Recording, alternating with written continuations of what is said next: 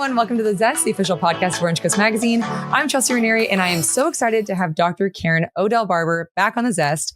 If you missed our first episode with her, I highly suggest you go back and give it a listen. She is the CEO at Neurologics, a cutting-edge technology company that offers brain mapping services that help to optimize the brain.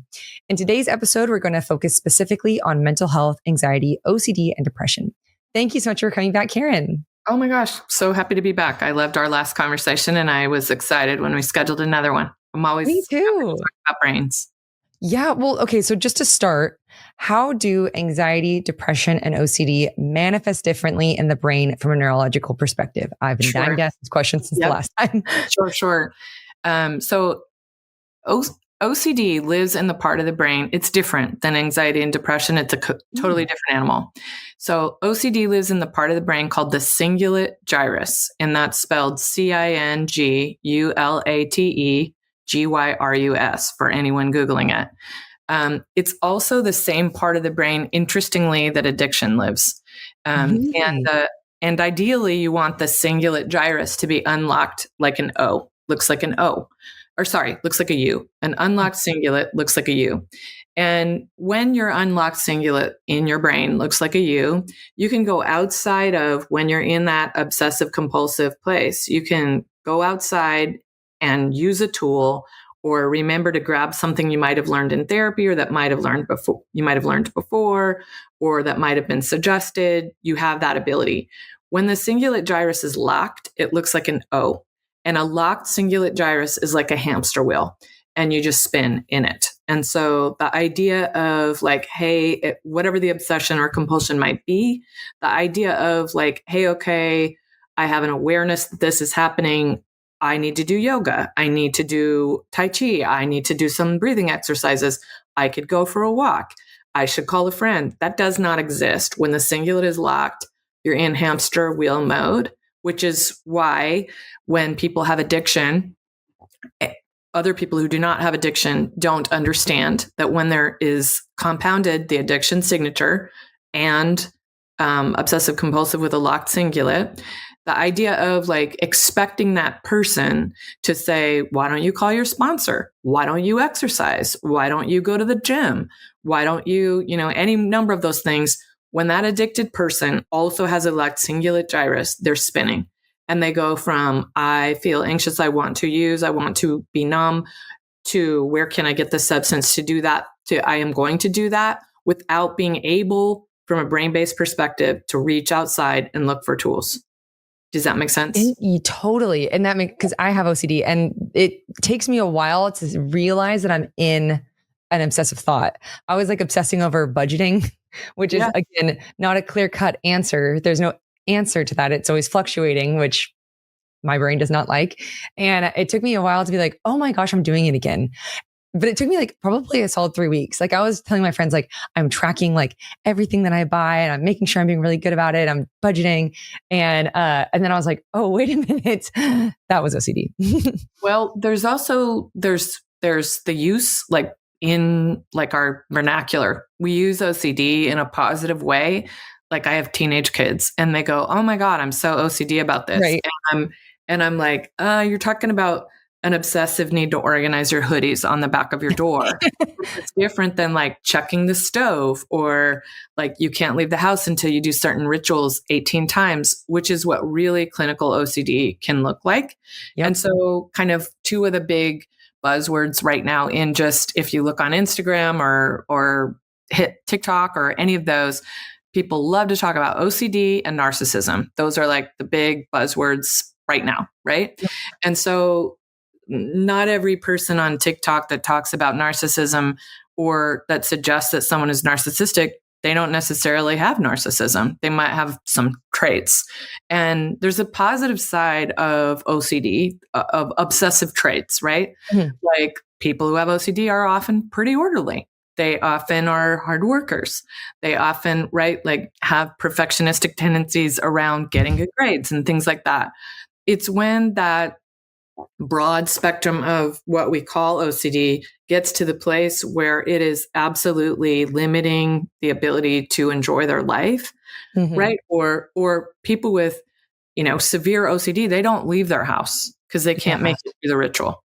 right? Hey, before I leave my house, I have to do 2 taps here and 1 tap there, and I must touch the door in a certain way. And the idea in true obsessive compulsive severe OCD is it limits every ability to function, right? Yeah. It limits relationships, the ability to work, the ability to leave the house.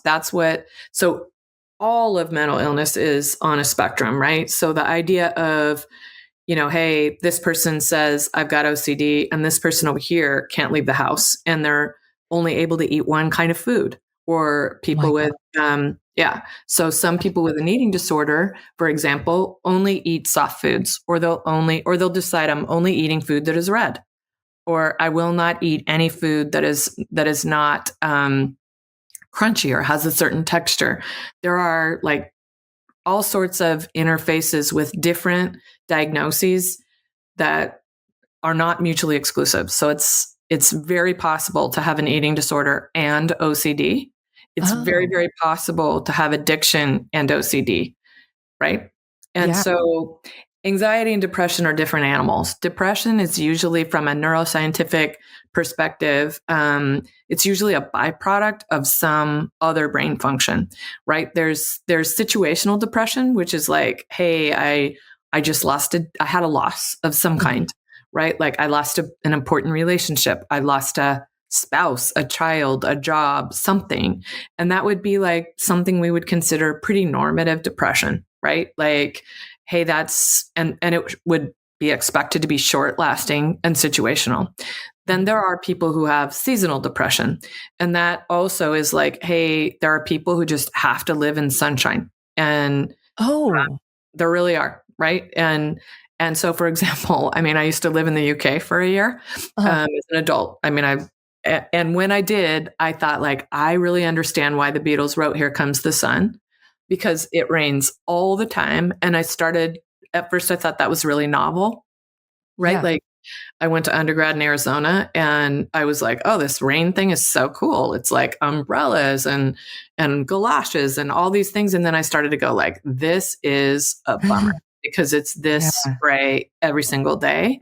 Right. And even people who live here in Southern California will say like, oh, I hate May gray because it's when it's gray, I sure notice that I feel depressed or I don't feel energetic. Right. And then anxiety is a different animal than it's more like OCD and less like depression. Okay.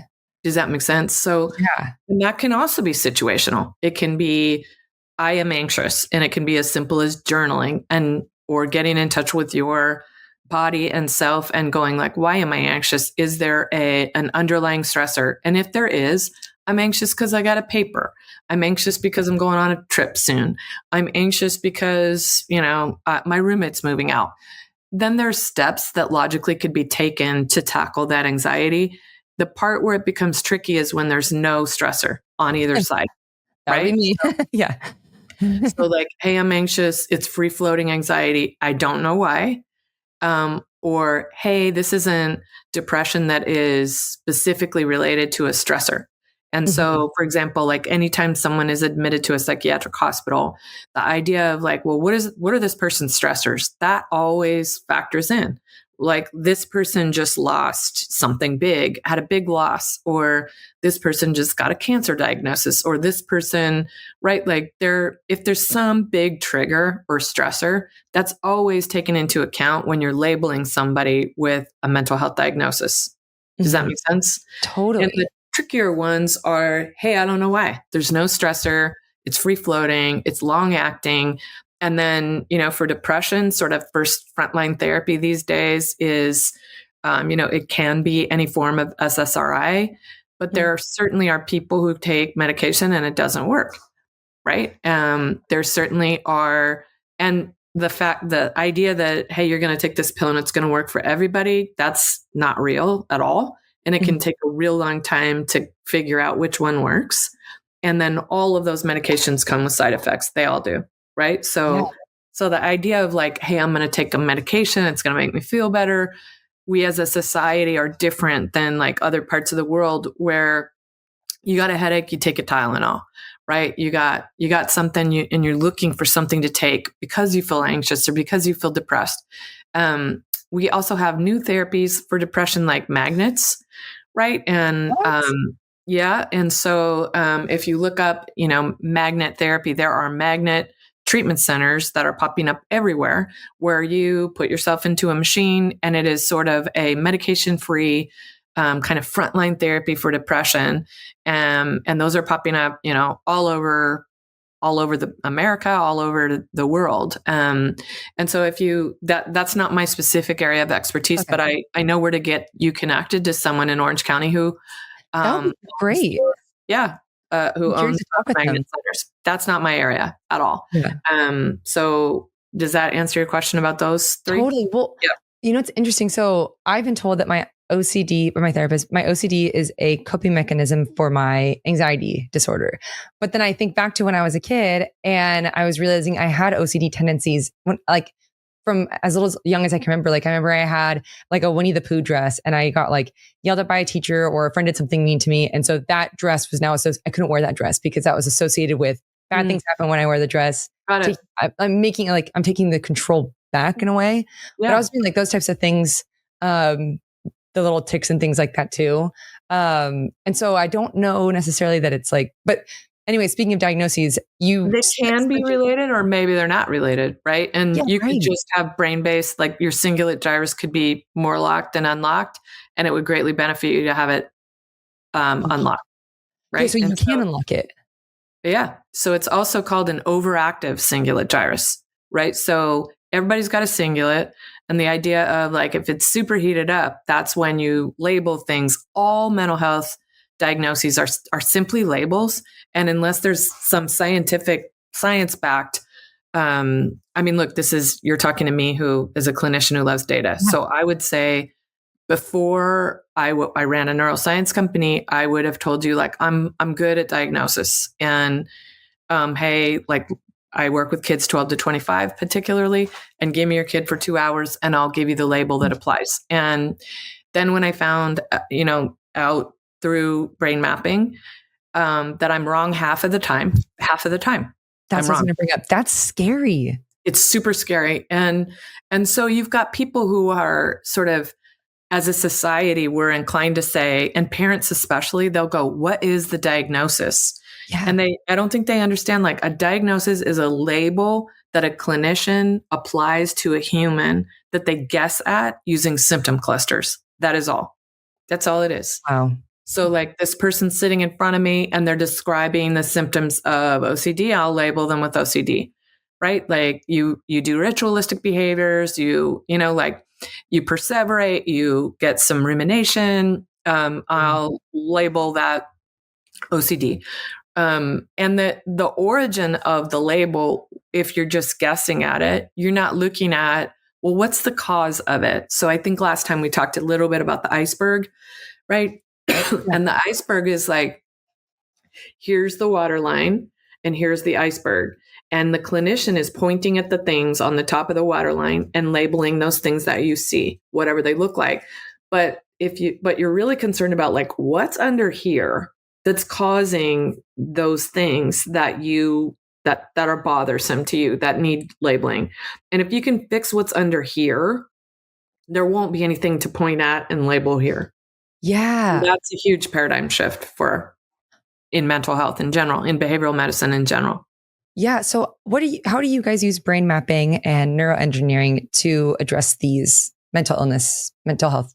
Sure. Yeah. So one of the things to know is that it doesn't really matter how you present. I mean, people present, especially at our Newport Beach Assessment Center, with all kinds of things. They can say like, I think I might have a traumatic brain injury. I think that concussion has caused me some long-term impairment. Hey, I'm having, OCD is making my life unmanageable. Or, hey, I've got a kid who can't get off their computer screen. Or, hey, I have a kid who becomes so irritable when I ask them to jump off their screen that life at our house becomes unmanageable. Or, a variety of different things. And the idea is like, it doesn't really matter what you look for. You get a total comprehensive analysis, and it takes 2 hours, and it puts the brain under task and under stress.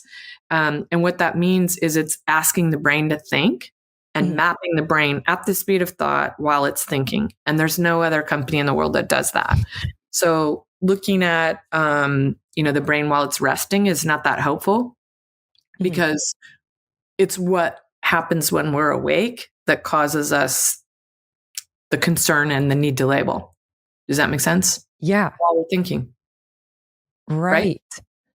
Right. And so the neuroengineering is a follow-on to the map. So the map collects the data. We have the largest abnormal brain database in the world. I didn't know that because I look at the same thing every day until Dr. Hack said, you have the largest abnormal brain database in the world. And I was like, what? It can't be bigger than NIH. And he said, yeah, theirs is normative.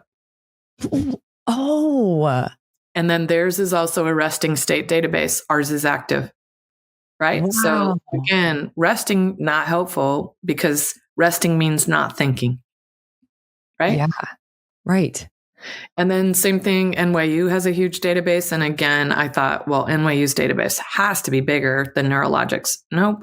Same thing. Resting state, normative database. Right. And so we do something called discriminate matching. And if you think about like a human being, they're not entirely one thing or entirely another thing. They're more of something than not. And so if you think about like, if this is a continuum and in order to be more of something, you have to be past the halfway mark. Right. So if this is a 10 and you're a 1 or a 2 or a 3 or a 4, you're less something than more. Right. And if you're 5 or greater, then you're considered more of something. And in order to really meet a discriminate match, you have to be over a 7. Right. And so if you say this person meets the discriminate match 8 out of 10 for behaviors that we know are accurately labeled schizophrenia, bipolar disorder, like Pickett, true OCD, those kinds of things, and they meet the discriminate match, then they would then be labeled as having features that are identical to other people who are both in the database and have been labeled with that label. Does that make sense? Yes. Right. So first you collect the data and then it's redacted, which means all of the mechanisms of identifying it as Chelsea's brain map or Karen's brain map are removed. And it just says, this is a blank year-old woman. That's it. Right. So cool. It's just age and sex. That's it. And then it takes 5 days to run the data. That's how big the database is. And then it matches and spits out a report. And what the technology does is matches the discriminate matching with a neuroengineering protocol that says, okay, here's where you are, and this is what an optimized brain looks like, and this is what it will take to get you to that place. So it's like physical therapy for your brain or the gym for your brain. Yeah. Okay, cool. So what are some of the things that you guys have the person do to optimize their brain for anxiety, OCD, depression? Yeah. So there's so first of all, one person's brain doesn't look like anyone else's brain. Your brain and mine don't look the same, right? Mine has traumatic brain injury, right? So believe it or not, mine looks like an NFL player's brain, career NFL player's brain, only mine was identified as being worse, right? And so, and that's probably like the age of my injury. Well, the first injury was 15. And so my brain wasn't finished pruning. And then multiple car accidents after that first injury, which was the snow tubing accident. So the answer to the exercises, mine would be very different than yours.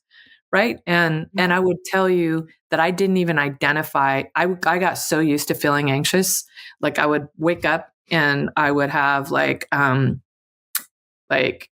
increased adrenaline, like rapid heartbeat, like surging down my arms. And and I thought that was pretty normal. I just thought like, yeah, of course you do. Like you got 3 kids and you run 2 companies and you're sit on a bunch of boards and you're busy. Of course you wake up feeling like that. Until I optimized my own brain. And like maybe after 2 or 3 months of doing the exercises, I noticed I opened my eyes in the morning and it wasn't there. And I thought like, where is that rapid heartbeat that I have every morning? I just feel like I feel when I do yoga, which I had been doing really to kind of minimize my anxious symptoms. Does that make Yeah, sense? totally. Yeah. So the exercises are different for every person, depending on what the totality of your brain looks like. And also, look, my own brain map had some areas that were green. Green is good, right? Like Mhm. in looking at the report, green is good. Yellow, like a traffic light, is pause. Red is not good, right? And then there's a fourth color, blue, gifted. And so lucky for me, I had some blue because I also had a whole lot of red in the memory section. And because I could not remember things because of my own TBI, it made me anxious. And I couldn't have linked those two things. I could not Oh, have linked that my own lack of short term memory was so, I only remembered 58% of new material. That's it. wow. So it's sort of like when I had my own map and the doctor said, well, tell me about college and grad school. Like, how'd you do that? You know, like you don't remember things like, and I go, well, I crammed at the last minute. I stayed up all night and I drank a lot of, soda. And back in the day, no dose was a thing. Today it would probably be Red Bull or Monster, Oh, right? yeah. But back in the day, I would like take these caffeine pills, stay up all night, put as much as I could into my brain so that I could cram it in and hold on to it and then spit it out. And then obviously, like 42% of that was gone right after, wiped, just gone. Like I was able to be a good test taker, spit it all out, essay form, whatever. But then I only hung on to 58% of it. That's it. And So now you have better memory after oh you did. yeah, it's like, I mean, it's in the high 80s. Yeah. Oh my God. So, So that reduced it for me. so speaking specifically about the loop for OCD, you've seen people's brain go from being closed like that to open. So, yes, absolutely. And what are some of those things that you do to break that cycle? Yeah. So, I mean, the rewiring of your brain, I mean, I can answer it on the Neurologics side, right? Like there are exercises, and for OCD, it's a 5 to 6 month process where, hey, you do exercises 1 hour, 3 days a week. 1 hour, it's 50 minutes, right? 50-minute session with a coach, like a trainer for your brain, like you go to the gym and there's a trainer waiting for you. Same thing. Open a laptop, you put on this cap with sensors, you pull it on, you put this sensor cap on, and then the coach is guiding you through these exercises and sessions that in the beginning are like forming a new muscle. Like when you go to the gym and it's the first time you've ever lifted a barbell, it shakes and your arms shake, right? And because you just don't have the muscle memory to do it. Yeah. And same thing when you do lat pull downs or anything else at the gym. The idea of like, hey, this is a brand new thing. In the beginning, the coach is really needed to guide you through like, okay, wait a minute, you're struggling and frustrated. Let's just move some things around in your session of 50 minutes that make it a little easier and you can accomplish some things that are easy. And then we'll move on to these things that are difficult. And I just spoke to a client earlier today who said like, hey, I'm at the 12-week mark and I'm at the 12 session mark, sorry. Uh-huh. And I'm feeling so much better. That's 4 weeks in. And hey, wow, I suddenly can do the exercises and I don't want to throw the laptop through the wall. And the idea then is like, hey, at the 2-month mark, then you get a remap.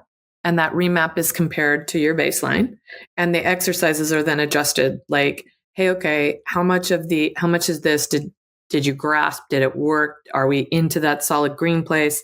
And we hack away at the features that unlock the cingulate, right? And so meaning it's multifactorial. It's not one specific thing, right? But the idea of like, hey, okay, we're going to calm down the overactive cingulate. We're also going to strengthen other parts of your brain, right? So that when it is unlocked, you now can go out and do those things and pull those tools. And sometimes that's memory. And so, for example, memory causes people all sorts of loss of function. Causes if you don't have access to memory, if you cannot learn and remember, those are the two biggest things we're asking the brain to do: learn and remember, right? And if you can't remember, it creates a crazy amount of stress while you're sorting the files and trying to, right? And so in my case, that was certainly the case. And, I speak to professional athletes all the time and they go like, they'll pause, someone will ask them a question and they'll pause and people will think they're being very thoughtful about answering the question, but they're not, they're file sorting. Oh, They're like, I mean, in some examples, especially in stick sports, where people get hit in the head with sticks, like the idea of, hey, I'm asking you to answer the question, and they're like having difficulty even with just word retrieval. Like, hey, I can think of what I want to say. I know how I want to respond, but I cannot find the word to say out loud, and I'm sorting. And sometimes it can take a long time to sort and finally come up with the word. Sometimes they don't come up with the word, and they have to use like a thesaurus to come up with a different word, not the word that they wanted in their head. Right. Yeah, that would cause a lot of anxiety and frustration. But I'm also curious. Okay, so when people come in with anxiety, depression, OCD, when they've had these things for so long, like you mentioned the positive traits of OCD, does anyone ever have apprehension about getting rid of that? And will it change me innately and my personality and stuff like that? They ask those questions for sure. Like, right? Right. A lot of people say, I mean, one of the more common ones is like, look, this is part of my personality. Yeah.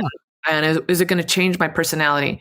Personality is totally different than baseline brain function, right? So it's not going to change whether you're funny or whether you're organized or whether if you lack executive function, you're not organized. So the idea of expecting somebody with, a lack of executive function to be organized, teachers, school teachers, tutors, and parents get super frustrated with kids going like, why aren't you organized, right? And then they'll do things like get into a ritual. So they'll ask the person who lacks executive function to ritualize their behavior. Put your keys in your backpack. Pack your gym clothes in your backpack the night before. Take your homework and don't leave it strewn around the house. Put it into the backpack, right? So it's a real concern that, hey, once I have optimized my brain, people are concerned, will it change my personality? And people with addiction are equally concerned. Like, hey, okay, I want to get rid of my addiction, but like, hey, there's things about my personality I like. Is this going to change me or make me a zombie? Personality is not something we change at all. We have no ability to change personality. We're changing baseline brain function, how somebody learns, whether they can remember, their resilience, their relapse potential. We're changing long-term, short-term memory. We're giving you 15 extra functional IQ points forever. Forever, you will have 15 additional functional IQ points. So what does that do for somebody? What we have seen is it gives them extra self-esteem, right? Like, so people who, I'll give you an example also of, there was a client a few years ago, real successful guy, engineer, in his late 20s. And I would have described him as, if you asked me to give him a label before brain mapping, and I sat and spent, a couple hours with him, I would have said, like, this guy's on the autism spectrum. Mm-hmm. I just would have told you that. Nope. He had OCD. Really? Not on the autism spectrum at all. His parents thought he was on the autism spectrum. He said he was on the autism spectrum, not. Right. And so then I was like, wait a minute, he meets the discriminant match for OCD. Like, he never mentioned that, not one time. So I jump on the phone with him and I go, hey, I'm sitting here looking at your map and it sounds like you got your report of findings. Mm-hmm. And I go, well, how was that for you? He goes, dead on. And I go, dead on. He's like, oh yeah, dead on. And I said, then I think we need to talk about the OCD. And he goes, yeah, Karen, I was super embarrassed about it. So I used to do all these things to cover up for the rituals. Oh. And he's like, and then people just thought I was odd, and I would rather have been thought odd. And he goes, and then I started listening. Like, my parents were like, you're odd. You don't read social cues. He's like, I'm a bright guy. Like, if I'm odd and I don't read social cues and I have difficulty in interacting with other people, he's like, I just said, I'm probably somewhere on the spectrum. Nope. OCD. That's so interesting, because if you get the wrong diagnosis and you're actively doing therapy and working on that diagnosis, but it's something else, that would be so frustrating to know if, like, what I've been diagnosed as and what I've been working on is completely inaccurate. Wow. Sure. Well, what are some things that people who don't have access to neurotechnologies can do at home for healthy brain healthy habits? Yeah. I mean, the biggest ones, of course, are diet, exercise, and sleep, right? And sleep is probably the biggest one, right? Really? Like I would say like, okay, to imagine that, back in the day, we would say like, oh, you can have 4 hours of sleep and it's no big deal. Like that's what we send our soldiers into battle with. Well, right. But that's a short-term thing. And then the after battle, they get 8 hours, right? Or at least 6.5, right? So the idea of like the brain needs a minimum, for most people, you gotta have 6.5 hours of sleep minimum to function. And if you don't, it will catch up with you. And there's even a tie to permanent, cognitive decline and Alzheimer's and dementia if you don't get enough sleep. Like that's just and they've studied people who are in professions where their sleep is interrupted, like firemen, like ER doctors, like nurses who work, 12-hour shifts. Like the idea of having like now we even call it sleep hygiene, right? Yeah, I've heard that. New term. Like, what's your sleep hygiene like? And so sleep, I would say, is like foundational and super important. And if you can't sleep, everything else kind of builds on that. And then, sure, there's other things like a good diet. For sure, a good diet matters. And I would say for people with anxiety, who can't afford, Neurologics or something like that, I would say like go check to see if you have a gluten intolerance. Figure out whether there are like just go to an allergist and figure out like, do you have just some super common food allergies, dairy, gluten, something that's causing, because I think we talked about this before. There is a second brain in your gut that upon autopsy, you rip somebody open and you will find gray matter exactly like this in somebody's gut. That one blew my mind. We don't know that, right? And the idea of like if you've got a leaky gut or if you've got like some food sensitivity that you just are unaware of, it can cause symptoms that feel anxious because your whole body as a system is not well tolerating a food additive or a food ingredient. So I would say like look at your diet, and if you can't afford to go and get an allergy test, then I would just do a plain old elimination diet and look it up and go like, I'm just going to do meat and vegetables and no meat, fruit and vegetables, no dairy, no food additives and water and see how I feel. And then I'm going to, and does that change things? Right. And so I would say like, hydration is important. And I would also say, like the brain runs on sugar. And so the idea of, hey, okay, we talk about fasting, and fasting is actually really good for the brain. People imagine that it wouldn't be, right? So fasting's awesome for all sorts of health concerns and ailments, but you can't go too far, right? And so the idea of like when you really start to get that hunger pang because you're on hour number 16 of fasting, eat, right? Like trying to make it to hour number 20 or 23, that's not going to do good things for you. And also just kind of generally looking after yourself, like the idea of, we're often not as kind to ourselves as we are to other people. So it's just that plain old idea of like, for optimum brain health, do you give yourself a break during the middle of the day where you go out and see the sun and put your feet in the sand and see the sky? Like we're not good at that in this country as good as other places in the world. Yeah, I literally work from home. I have no excuse to not do that. So I need to do that more. Well, you got to set an alarm or something because today they're jackhammering at my office. So I'm working from home today too. But unless I set an alarm, I wouldn't, or I scheduled it into my day. I created structure where I'm going to go outside, put my hands in the earth or my feet on the grass, or I wouldn't do it. Same. Wow. I'm going to start adding that into my routine. Well, we're coming to the end of our time. But before I let you go, I have 3 final questions for you that we call the Thoughtful 3. Yep. So if listeners could walk away with just one thing from this conversation, what would you want it to be? That labels are temporary. And if you have a labels are a temporary state. So the idea of I am depressed, like, no, you have a label of depression right now that may or not, that very likely is situational and impermanent, and that those labels can be improved. and they can go away, and you are not the label. That's another one. You are not a word that somebody defines you as. Like when we were calling that particular guy, we were saying, hey, I think he has Asperger's. He was not Asperger's, but he also is not OCD. He is a human being who happens to have a label that for him was short term.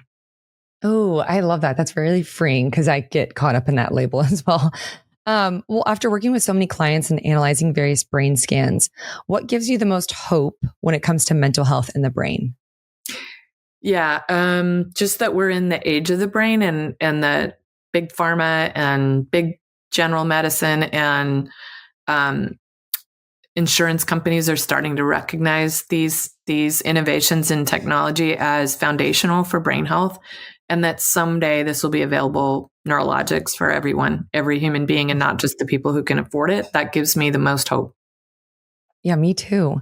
Well, lastly, if listeners could just break one bad brain health habit, what would you suggest it be? Get enough sleep. Yeah. Okay. That's a good one. Get enough sleep. Yeah. Just that in itself, it's a reset button, and your brain needs time at night to, like, that's when your subconscious sorts out all the things of the day for you. And without deep REM sleep, it doesn't do that thing. And sleep interruption and not good sleep is the kind of easiest thing to address for a lot of us. It's just, allow yourself at least 6.5 hours of sleep on a consistent and daily basis. Yeah. Oh, well, thank you so much for doing this. Yep. I learned so much, and now I'm going to Google all about the little U thing that I'm going to try to get back to. Cingulate gyrus, the cingulate gyrus. Yep. Yes. Yeah. Well, thank you so much for doing this. It was so great getting to talk with you again. Oh, sure thing. Sure thing. It was so fun, Chelsea.